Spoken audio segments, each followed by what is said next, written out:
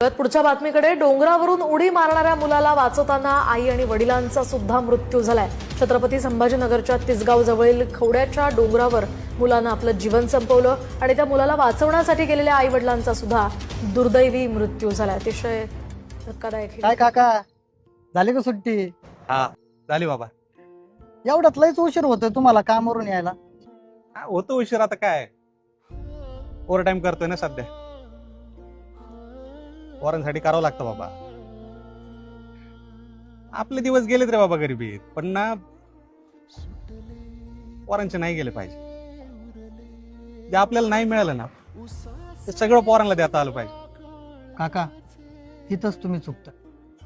पोरांना जे पाहिजे ते नाही, पोरांना ज्याची गरज आहे ना तेच त्यांना द्या, आणि त्यांना हे पण कळू द्या की त्याच्या मागे तुमची किती मेहनत आहे।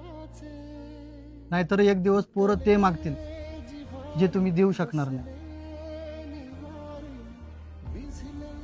काका काय झालं?